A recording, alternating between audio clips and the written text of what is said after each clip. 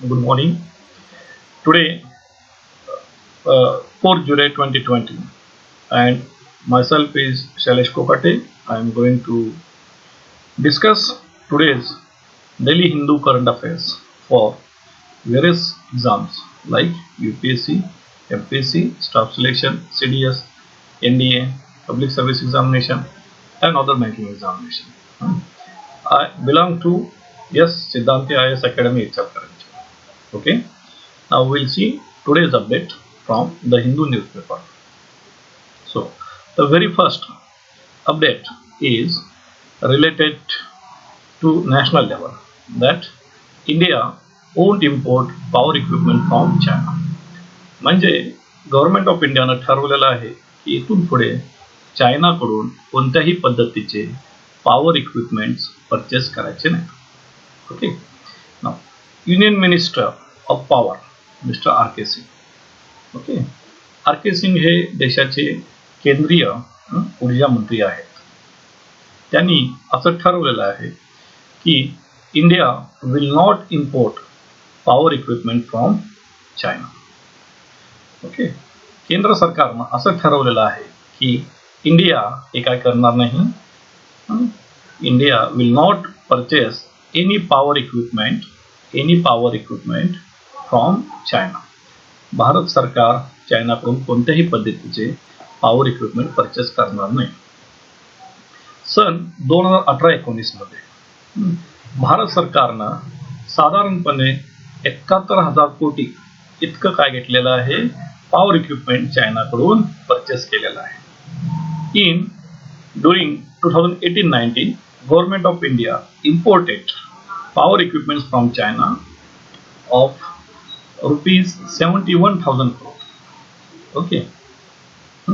जे काही टोटल घेतलेलं आहे त्यापैकी out of 71,000 crore only, that is, or we can say 20,000 crore were from China.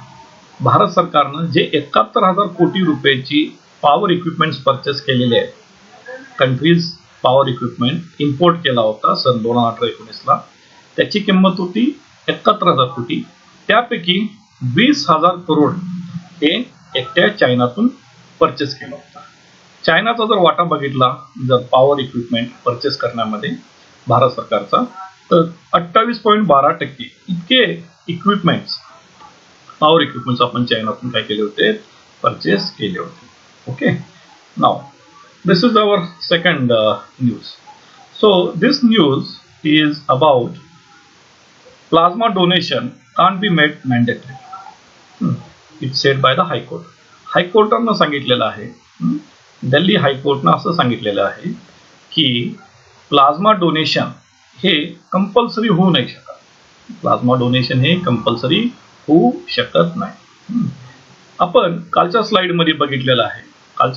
आपण बघितलेला आहे प्लाझ्मा हा आपल्या शरीरातील फार महत्वाचा घटक आहे. ओके. प्लाझ्मा हा आपल्या शरीरातील फार महत्वाचा घटक आहे. ओके. तर त्या संदर्भात दिल्ली हायकोर्टनं काय केलेलं आहे, एक जजमेंट दिलेलं आहे. ते जजमेंट कुणी दिलेलं आहे बघा. ते जजमेंट दिल्ली हायकोर्टचे चीफ जस्टिस आहेत, त्यांचं नाव आहे DN पटेल, आणि दुसरे जस्टिस आहेत पारिक जलान. या दोन जजेसच्या खंडपीठानं असा आदेश दिलेला आहे की हे जे प्लाझ्मा डोनेशन आहे, हे प्लाझ्मा डोनेशन हे काय असणार आहे, व्हॉलंटरी असणार आहे. म्हणजे it is not mandatory. Plasma donation हे मॅन्डेटरी नसणार आहे. ओके. बट प्लाझ्मा डोनेशन हे काय असणार आहे, व्हॉलंटरी असणार आहे. प्लाझ्मा डोनेशन हे व्हॉलंटरी असणार आहे. ओके. आता त्याचबरोबर आपण बघू, the Delhi government started it's first plasma bank. म्हणजे देशातील पहिली प्लाझ्मा बँक ही जर कुठे झाली असेल तर ती झालेली आहे दिल्लीमध्ये. ओके. सो दिल्ली गव्हर्नमेंटने काय केलेलं आहे, पहिली प्लाझ्मा बँक चालू केलेली आहे. Now third important news is, now asymptomatic patients have to be home quarantined for 17 days.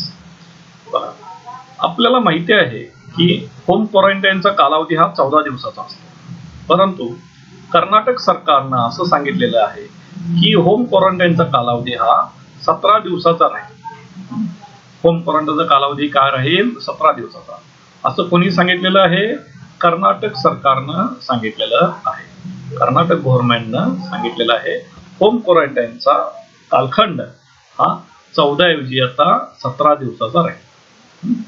आणि त्याच्यामध्ये कुणासाठी असणार आहे? हा असणार आहे कोविड ज्यांना माइल्ड केसेस आहेत कोविडच्या, म्हणजे मध्यम स्वरूपाचा ज्यांचा कोरोना व्हायरसचे लक्षण आहे त्यांना, आणि जी लोक 50 वर्षापेक्षा कमी वयाचे आहेत अशा सर्व लोकांना होम क्वारंटाईनचा जो कालखंड राहील हा साधारण 17 दिवसाचा कालखंड राहील. ओके, हा 17 दिवसाचा कालखंड आहे असं कोणी सांगितलेलं आहे? कर्नाटक स्टेट गव्हर्नमेंटनं सांगितलेलं आहे.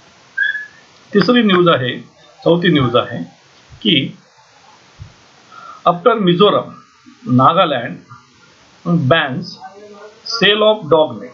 म्हणजे मिझोरम नंतर नागालँड राज्यानं काय केलेलं आहे?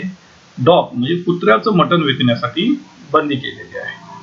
ओके, सो त्यासाठी एक जनहित याचिका दाखल केली होती. ती जनहित याचिका कुणी दाखल केली होती? Federation of Indian animal protection organisation, तिला आपण म्हणतो FIAPO म्हणतो, FIAPO, federation of Indian animal protection organisation. ह्या ऑर्गनायझेशननं काय केली होती? एक जनहित याचिका दाखल केली होती आणि त्या जनहित याचिकेमुळं नागालँड गव्हर्नमेंटनं असं ठरवलेलं आहे की इथून पुढे the Nagaland government is banning sale, smuggling and consumption of dog meat. आता बघा, मिझोरम नंतर नागालँड ह्या दोन्ही राज्यांनी काय केलेलं आहे? जे डॉग मीट वरती काय केलेले आहे? बंदी घातलेली आहे. Okay, now this is another fifth important news, that is Punjab given permission for rapid antigen testing project. Okay, पंजाबनं काय केलेलं आहे? जे कोरोना व्हायरसच्या पेशंटची लक्षणं ओळखण्यासाठी एक प्रकल्प राबवलेला आहे. त्या प्रकल्पाचं नाव आहे रॅपिड अँटीजेन टेस्टिंग प्रोजेक्ट. त्या प्रकल्पाचं नाव काय आहे? Rapid antigen testing project. हा प्रोजेक्ट पंजाब सरकारनं आता इम्प्लिमेंट केलेला आहे. Okay, now here will have another important news, that is not the time to profiteer, NPPA. म्हणजे सरकारनं असं सांगितलेलं आहे कोरोना काळाच्या पार्श्वभूमीवरती कुठल्याही हॉस्पिटलने किंवा मेडिकल स्टोअरने जास्त प्रॉफिट मिळवण्याचा विचार करू नये. ओके, तर आता त्या संदर्भात काय सांगितलेलं आहे बघा. देशाचे युनियन हेल्थ मिनिस्ट्री, केंद्रीय आरोग्य मंत्रालयानं त्यांच्या आधिपत्याखाली एक ऑर्गनायझेशन काम करते. त्या ऑर्गनायझेशन नाव आहे NPPA, that is national pharmaceutical pricing authority. म्हणजे राष्ट्रीय नॅशनल फार्मास्युटिकल प्राइसिंग ऑथॉरिटी, राष्ट्रीय फार्मास्युटिकल त्यांची जी काही किंमत ठरवणारी ऑथॉरिटी आहे. ह्यांनी काय सांगितलेलं आहे? जे कोरोना व्हायरसच्या काळामधले जे सर्व ड्रग्स आहेत हे सगळे ड्रग्स सर्व लोकांना अफोर्डेबल प्राइसेसमध्ये अवेलेबल व्हावे, म्हणजे त्यांना परवडणाऱ्या दरामध्ये अवेलेबल व्हावे. त्यासाठी NPPAनं एक मेकॅनिझम ठरवलेलं आहे. ते मेकॅनिझम असं आहे की प्रत्येक फार्मास्युटिकल कंपनीने त्यांचे जे ड्रग्स आहेत त्या ड्रग्समध्ये जास्तीत जास्त की 10% काय केला पाहिजे? त्यांनी वाढ केली पाहिजे. जास्तीत जास्त किती केली पाहिजे? 10%चीच वाढ केली पाहिजे. समजा एखादं ड्रग घ्या, हायड्रोक्लोरोक्विन हे ड्रग घ्या. त्या ड्रगची किंमत समजा एका टॅब्लेटची गोळीची किंमत एक 100 रुपये असेल किंवा एक 50 रुपये 100 रुपये असेल 2019ला, तर 2020ला त्याची किंमत 1000 रुपये होऊन नाही चालणार, तर त्याची किंमत 100 + 10% किती झाली पाहिजे? की 110 रुपयेच. म्हणजे NPPAनं सांगितलेलं आहे कोणत्याही ड्रग्समध्ये वर्षाला 10%च काय झालं पाहिजे? त्याच्या प्राइसमध्ये वाढ झाली पाहिजे. आता हे करत असताना NPPAनं काय केलेलं आहे? जो केंद्र सरकारचा ड्रग्ज अँड कॉस्मेटिक ऍक्ट 1940चा, त्या कायद्याचा रेफरन्स घेतला. त्याचबरोबर दुसरा कायदा आहे ड्रग्स प्राइसेस कंट्रोल ऍक्ट 2013. बघा, drugs and cosmetic act, drugs and cosmetic act हा 1940 चा कायदा आहे. आणि दुसरा जो कायदा आहे drugs and prices control act जो आहे तो 2013 चा आहे. ह्या कायद्याचा रेफरन्स घेऊन काय केलेलं आहे सरकारनं, ही जी घोषणा आहे किंवा ही जी अंमलबजावणी आहे की याची अंमलबजावणी 1 एप्रिल 2020 पासून काय केलेली आहे, लागू केलेली आहे संपूर्ण देशामध्ये. ओके, आता नाव आपण बघू की नॅशनल फार्मास्युटिकल प्राइसिंग ऑथॉरिटी काय आहे. नॅशनल फार्मास्युटिकल प्राइसिंग ऑथॉरिटी ही साधारण 29 ऑगस्ट 1997 ला भारतामध्ये स्थापन झाली. ह्या NPPA ची जी पॅरेंट मिनिस्ट्री आहे, म्हणजे ह्या ऑथॉरिटीवरती ज्या मिनिस्ट्रीचं होल्डिंग आहे त्या मिनिस्टरचं नाव आहे department of pharmaceutical, ministry of chemicals and fertilisers. So take it important, make it important. तर ही NPPA ऑथॉरिटी ह्या मिनिस्ट्रीच्या हाताखाली काम करते. Okay, so this ministry, that is ministry of chemical and fertilisers, is very important. त्या मिनिस्ट्रीच्या हाताखाली काय करते ही NPPA ऑथॉरिटी काम करते. Now so here the second important point is DPCO, that is Drugs Pricing Control Authority. याचा अर्थ आहे drugs pricing control authority. The NPPA regularly publishes list of medicines and the maximum prices under the drugs price control orders. म्हणजे NPPA काय करते, प्रत्येक वर्षी DPCO publish करते. DPCA म्हणजे ड्रग्स प्राइस कंट्रोल ऑर्डर्स. त्याच्यामध्ये काय असतात, list of medicine and their maximum selling price, म्हणजे त्याच्यामध्ये लिस्ट ऑफ मेडिसिन्स आणि त्यांची किंमत ही असते. ओके, आता NPPA चं जे हेडक्वार्टर आहे न्यू दिल्लीला आहे. ओके, आता बघा आपल्या देशामध्ये सन 2011 ला national list of essential medicine असं म्हणतो त्याला, NLEM, national list of essential medicine, म्हणजे राष्ट्रीय लिस्ट तयार केलेली आहे. इसेन्शियल म्हणजे गरजू औषधांची काय केलेली आहे, सूची तयार केलेली आहे 2011 ला. आता ह्यानुसार बघा, it constitute a list of scheduled medicines for the purpose of price control. Now, what is meant by scheduled medicines? Scheduled medicines means those medicines are very important. Scheduled medicines म्हणजे हे मेडिसिन्स का असतात, फार महत्वाचे असतात, त्याला आपण म्हणतो शेड्यूल्ड मेडिसिन्स असं म्हणतो. आता शेड्यूल्ड मेडिसिन्स किती आहेत, साधारण 680 असे काय आहेत शेड्यूल्ड मेडिसिन्स आहेत. आणि हे शेड्यूल्ड मेडिसिन्स साधारण 27 वेगवेगळ्या ग्रुप्स मध्ये विभागलेले आहेत. 27 वेगवेगळ्या ग्रुप्स मध्ये विभागलेले आहे. ओके, आता आपण बघू की DPCO, that is drugs price control बद्दल बघू. What is mean by drugs price control order बद्दल. आता बघा, ड्रग्स प्राइसेस कंट्रोल ऑर्डर ही इसेन्शियल कमोडिटी ऍक्ट 1955 च्या सेक्शन 3 नुसार आपण काय करतो, इश्यू करतो. बघा, ड्रग्स प्राइस कंट्रोल ऑर्डर ही इसेन्शियल कमोडिटी ऍक्ट, इसेन्शियल म्हणजे गरजूवंत, कमोडिटी म्हणजे वस्तू, गरजेवंत वस्तूचा कायदा 1955 ला झालेला आहे. त्या कायद्याच्या सेक्शन 3 नुसार काय केले जातात, government of India will issue the prices of drugs.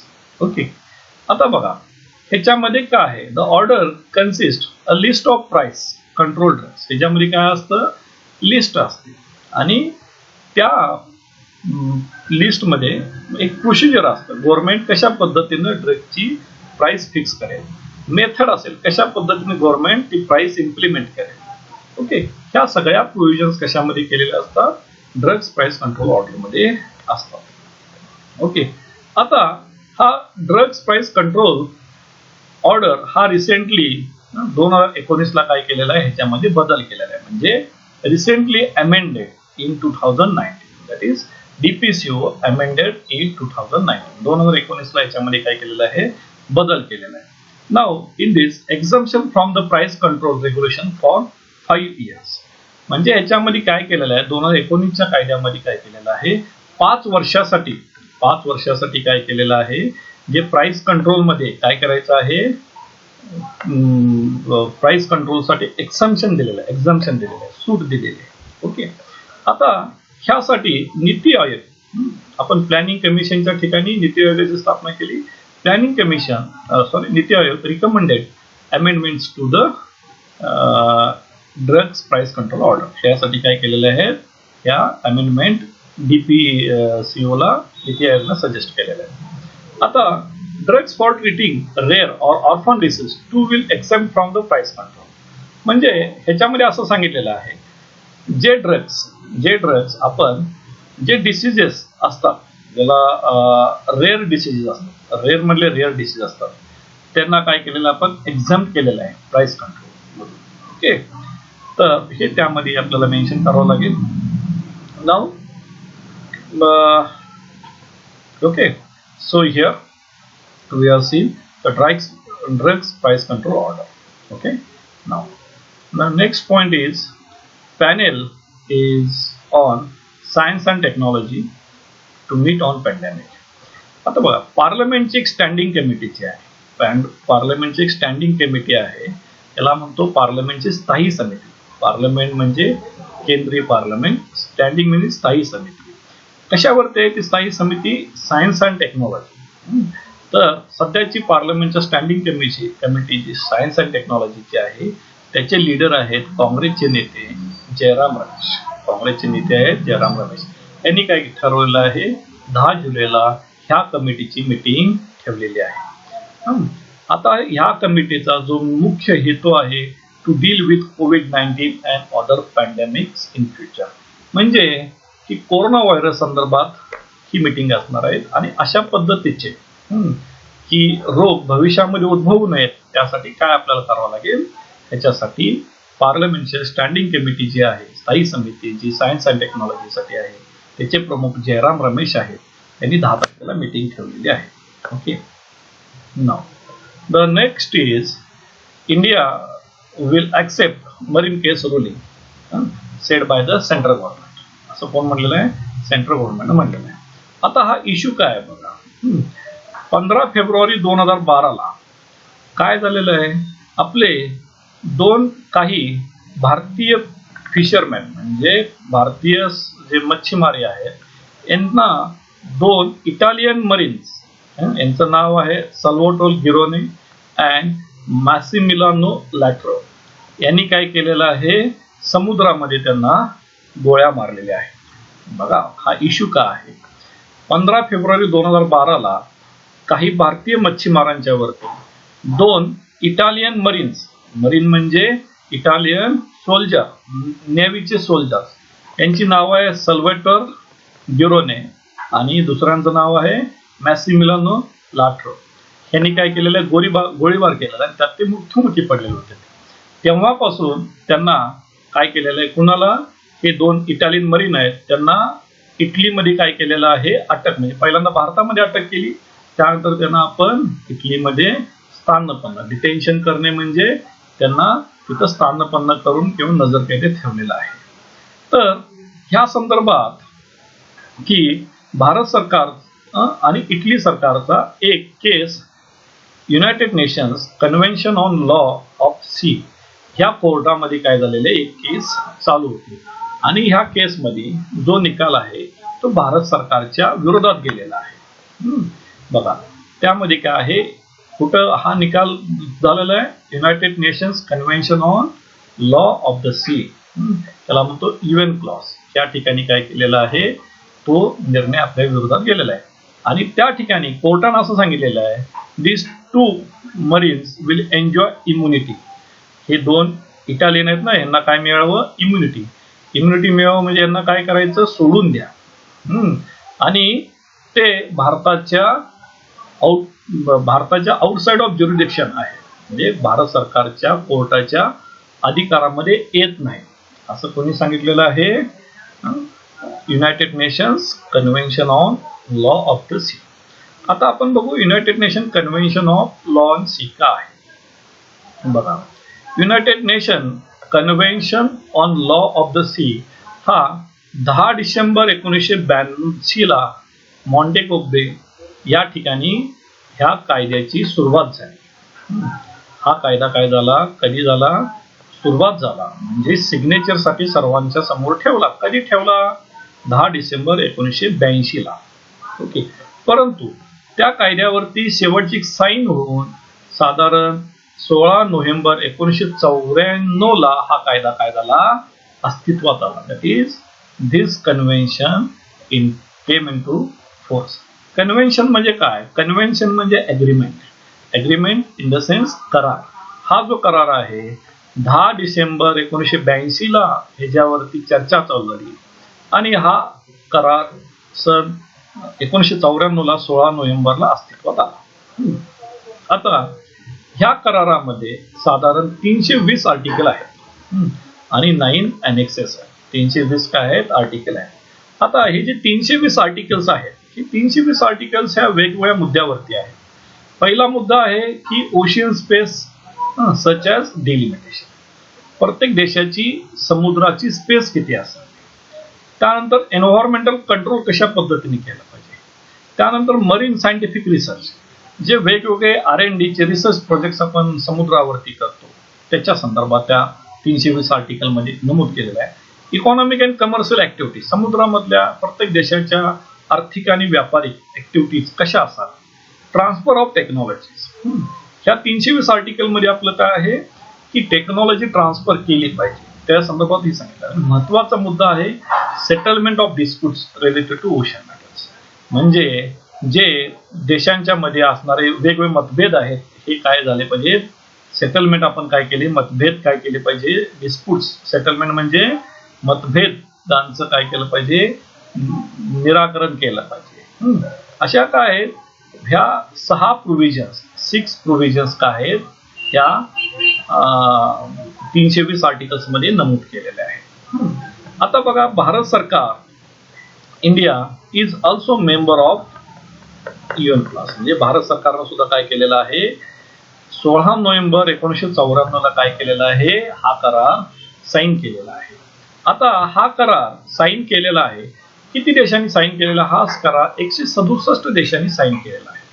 त्याच्यामध्ये 167 देशांमध्ये 164 हे युनायटेड नेशनचे मेंबर्स आहेत आणि बाकीचे कोण आहेत, एक युनायटेड नेशन स्वतः त्याच्यामध्ये ऑब्झर्वर म्हणून काम करतात.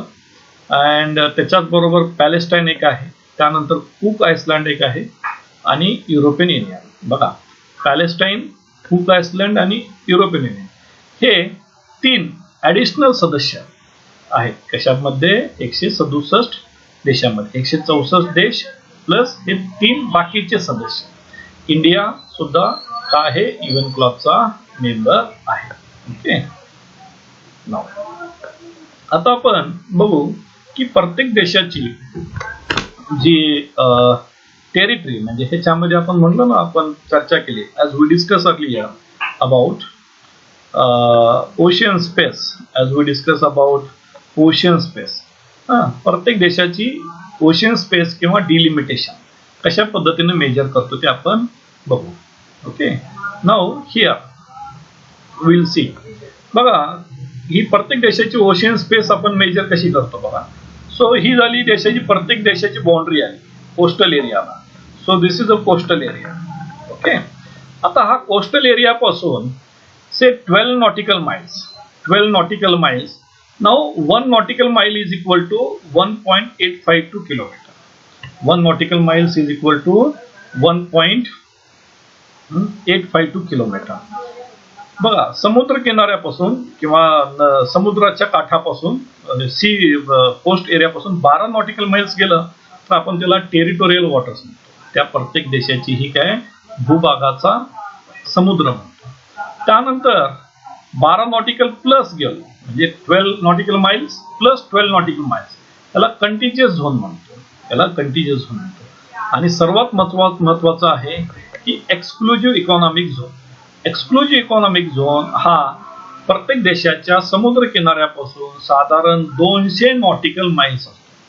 एक्सक्लुझिव्ह इकॉनॉमिक झोन म्हणजे इतक्या एरियामध्ये काय असतात, ज्या काही फिशिंग ऍक्टिव्हिटी असतील किंवा ह्या ट्रेडमधून ह्या पाण्यातून जे काही आंतरराष्ट्रीय शिप जात असतील ह्याच्यावरती त्या देशाचं काय असतं, कंट्रोल असतं.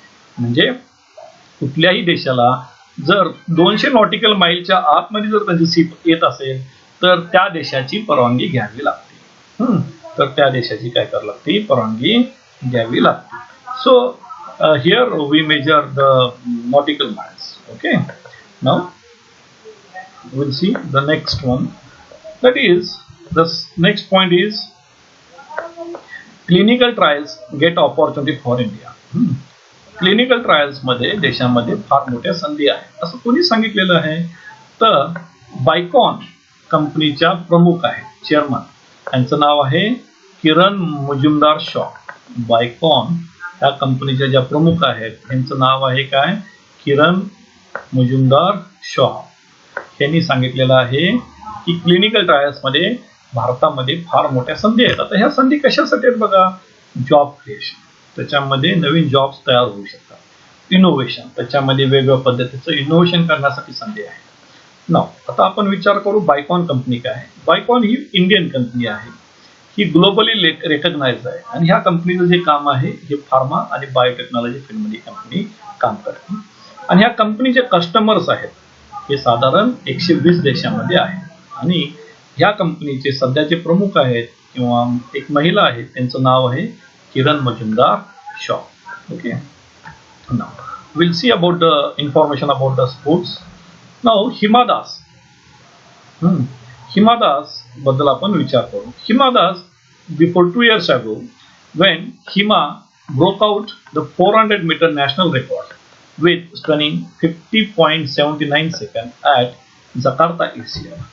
हिमा दास न 400 मीटर मध्ये 2 वर्षापूर्वी जकार्ता एशिया, जकार्ता कुठं आलं, इंडोनेशियामध्ये आलं. जकार्ता कुठं आलं, इंडोनेशिया. तिथं जे Asiad, that is Asian Olympic आपण म्हणतो किंवा एशियाड स्पर्धा म्हणतो स्पोर्टच्या, त्यामध्ये 400 मीटरच्या रेसमध्ये 50.79 सेकंद इतक्या कमी वेळामध्ये येऊन भारताचं रेकॉर्ड मोडलेलं आहे. त्याचबरोबर हिमा दासनं काय केलेलं आहे, अंडर 20 वर्ल्ड गोल्ड मेडल मिळवलेलं आहे. म्हणजे 20 वर्षापेक्षा लहान लोकांची जे वर्ल्ड टुर्नामेंट आहे त्याच्यामध्ये त्यानं काय केलेलं आहे, गोल्ड मेडल मिळवलेलं आहे. आणि ती स्पर्धा फिनलँडमध्ये झाली होती आणि अशा पद्धतीचं रेकॉर्ड करणारी ती पहिली महिला ठरलेली आहे. अशा पद्धतीचं रेकॉर्ड करणारी ती पहिली महिला ठरलेली आहे. आता आपण आंतरराष्ट्रीय बातम्या बघू. आंतरराष्ट्रीय बातम्यामध्ये that is European Union clears use of remdesivir to fight virus. म्हणजे युरोपियन युनियननं सांगितलेलं आहे हे रेमडेसिवीर नावाचं ड्रग्ज आहे हे आपण कोरोना पेशंटसाठी वापरू शकतो. दुसरी महत्वाची बातमी आहे, पाकिस्तानमध्ये 19 शीख धर्मीयांचे, शीख धर्माचे लोकांच्या ट्रेन ऍक्सिडेंटमध्ये वारलेले आहेत. ओके, पाकिस्तानमध्ये काय झालेलं आहे, पाकिस्तानचे सिटी ऑफ शेखुपुरवा हे पाकिस्तानमधले पंजाब प्रांतातली सिटी आहे. ह्या ठिकाणी ट्रेनचा ऍक्सिडेंट झाला आणि त्यामध्ये 19 शीख धर्मीयाचे लोक वारलेले आहेत. Okay, thank you.